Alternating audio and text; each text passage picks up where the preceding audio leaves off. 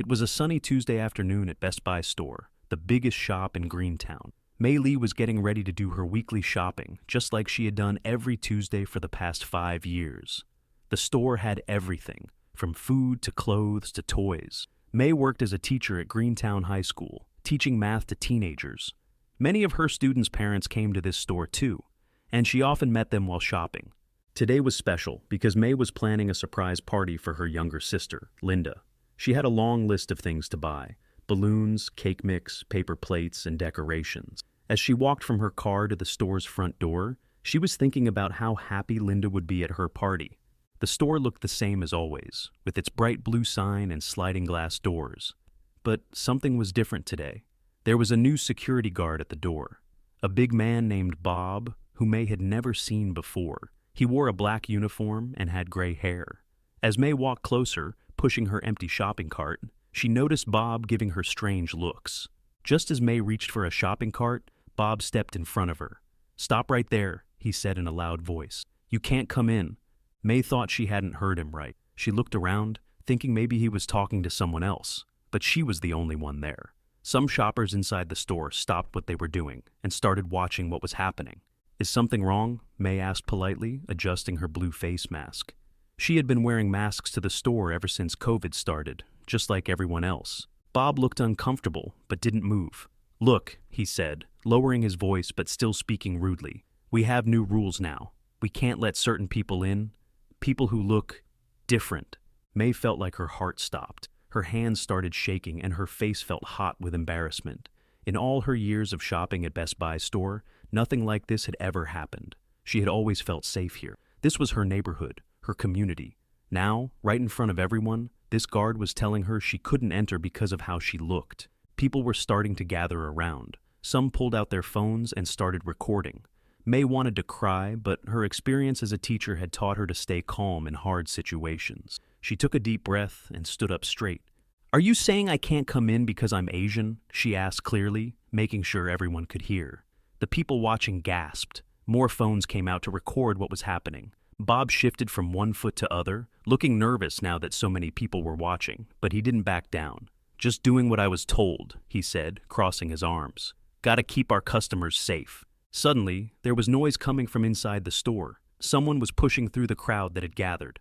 "What's going on here?" a deep voice called out. "Let me through." Mei didn't know it yet, but what was about to happen would change everything, not just for her, but for the whole town. And the biggest surprise? It wasn't going to be anything like what anyone expected. The crowd grew bigger, phones kept recording, and that's when things started getting really interesting, because the person pushing through the crowd wasn't who anyone thought it would be. In fact, what happened next would leave everyone speechless, especially Bob the security guard.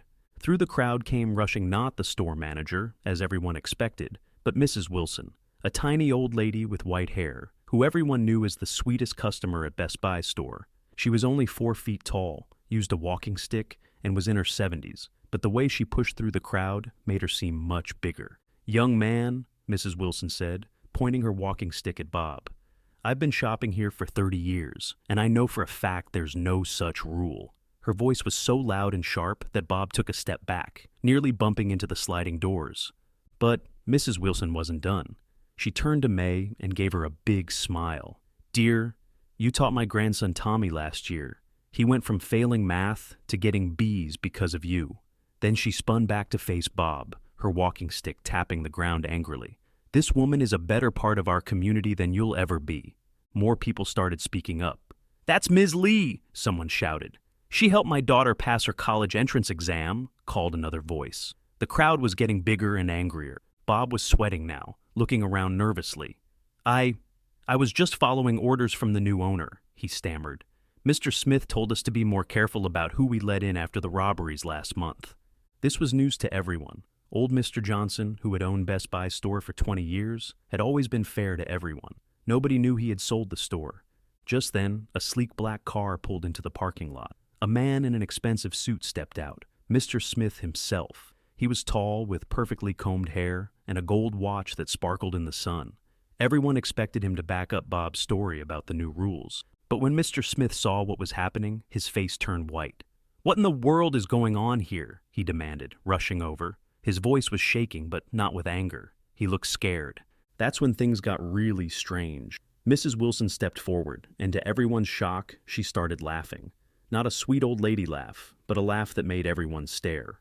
"Oh, Richard Smith," she said, suddenly standing straighter and looking not so frail anymore. "I was wondering how long it would take you to show up."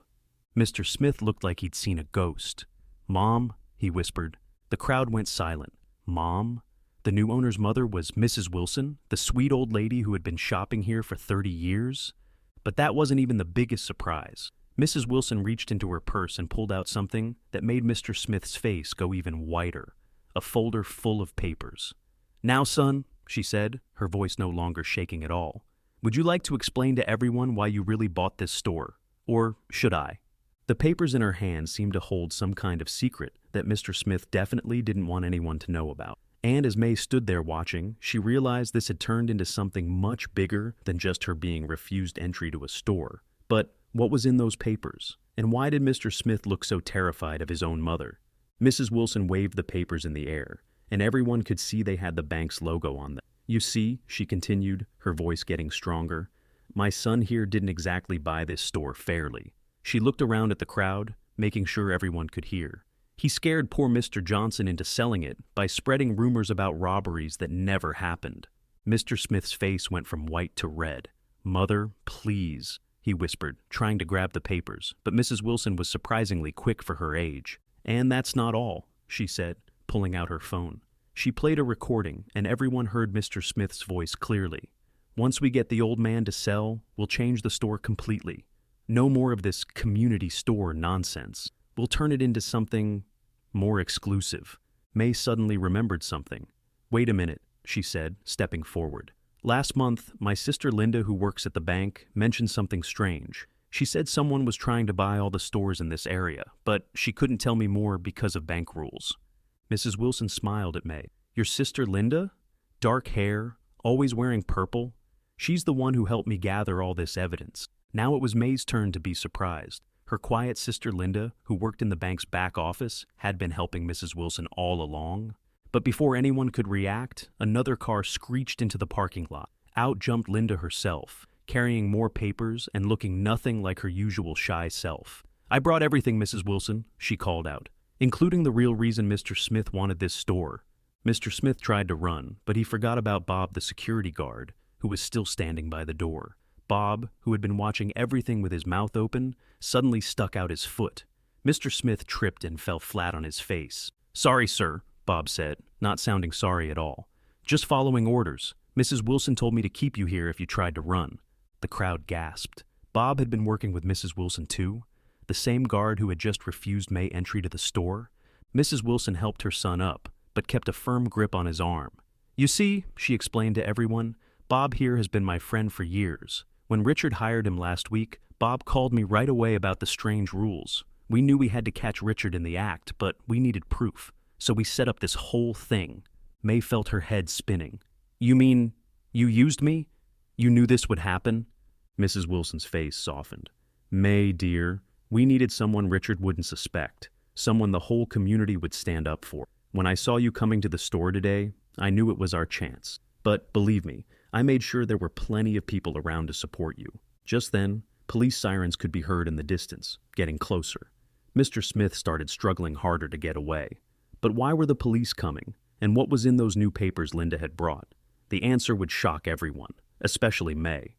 Two police cars pulled into the parking lot with their lights flashing. But instead of regular police officers, out stepped Detective Sarah Chen, May's older sister, the same sister whose surprise birthday party May had been shopping for. "Well, well," Detective Sarah said, walking up to Mr. Smith with handcuffs ready.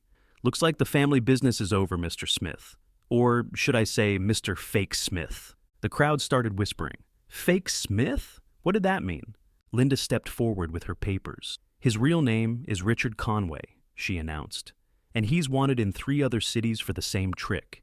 He finds popular community stores, creates fake crime scares, forces the owners to sell cheap, and then turns them into expensive shops that normal people can't afford." May's head was spinning even more now. Her quiet sister Linda had been working with their police officer sister Sarah all along, and both of them knew Mrs. Wilson. Mrs. Wilson nodded proudly.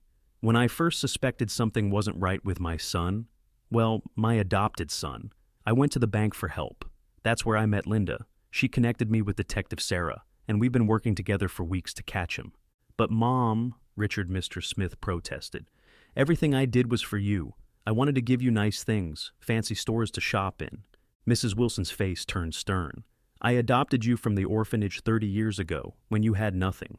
I taught you that everyone deserves respect, no matter who they are or what they look like. But you forgot all those lessons, didn't you? Suddenly, Bob the security guard raised his hand like a school kid. Does this mean I'm not really fired? Because I really need this job. Everyone laughed, breaking the tension.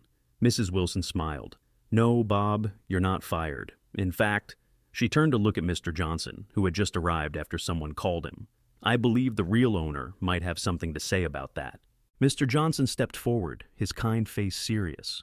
The store was never really sold, he announced. Thanks to Mrs. Wilson's warning, we only signed fake papers. I still own Best Buy's store, and it's staying exactly as it is, a store for everyone. The crowd cheered, but May was still confused. But why did it have to be me? Why today? Detective Sarah grinned. Because, little sister, we needed someone Richard wouldn't suspect. And, she checked her watch, we needed you out of the house for an hour while we set up your surprise birthday party. May's mouth fell open. But I was planning Linda's party. Linda laughed. That was just a trick to get you to go shopping today. Your birthday party is the real one. As Detective Sarah led Richard Mr. Smith away in handcuffs, more cars started pulling into the parking lot. May recognized her parents, friends, and even some of her students. Everyone was carrying birthday decorations and food. But there was one more surprise coming, one that would change May's life forever. Because among the people arriving for her party was someone she hadn't seen in years, someone who had a very special reason for choosing this exact moment to show up. Through the crowd walked Michael Zhang, May's high school sweetheart from 10 years ago. He was still as tall and handsome as she remembered, but now he wore a fancy business suit and carried a briefcase. May felt her heart skip a beat when their eyes met. Michael, she whispered, what are you doing here? Michael smiled, looking a bit nervous. Actually, I've been working with your sisters too.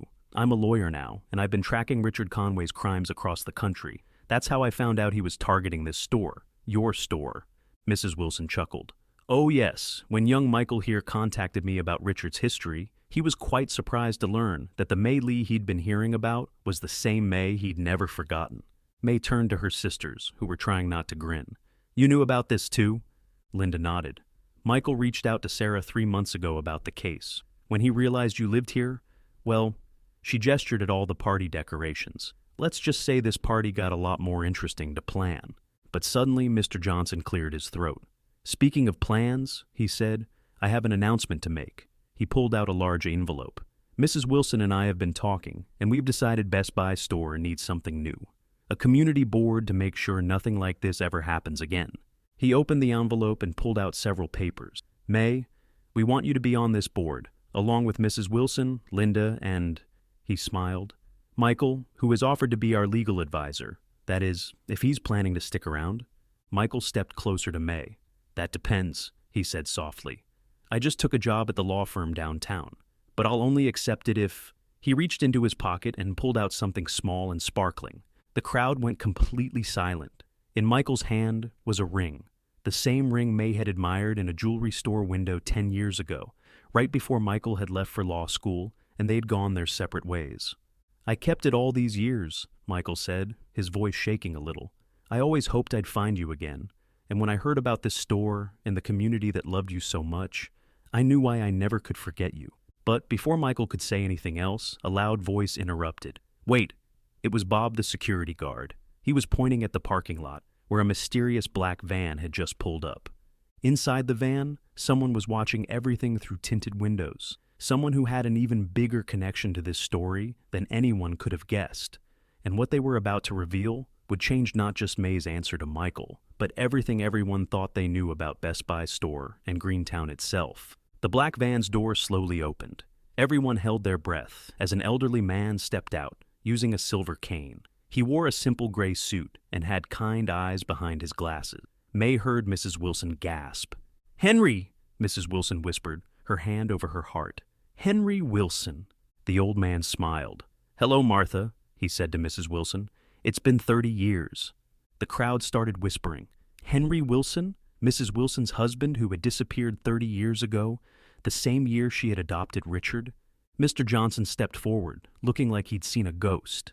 You were my business partner when we first opened this store," he said shakily. "But you vanished the day after we signed the papers. Everyone thought I ran away with the store's money," Henry Wilson finished. "But I've been watching, protecting this store from afar all these years." He opened a briefcase he was carrying, "and I can prove why I had to disappear." From the briefcase, he pulled out old yellowed papers and photographs. "Richard Conway isn't just a con man," he explained. "He's part of a family that's been trying to take over small community stores across the country for 50 years. They tried to force me to sell them this store 30 years ago. When I refused, he showed everyone an old photo of himself with a black eye and bruises." May felt Michael's hand slip into hers as they listened. Mrs. Wilson was crying now.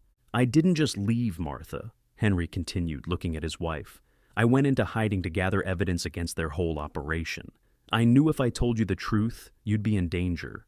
But then," he smiled at Richard, who was still in handcuffs, "then you adopted their son, not knowing who he was, and you raised him with love, trying to teach him better values." Richard's face had gone pale. "You mean my real family? They're all criminals?" "They were," Detective Sarah spoke up. "Thanks to the evidence Mr. Wilson has been gathering, we arrested the last of them this morning. That's why he felt safe enough to come out of hiding today. But there was more." Henry Wilson turned to May and Michael. "Young man," he said, "that ring you're holding, I saw you buy it 10 years ago. I was working as the jewelry store's night guard back then.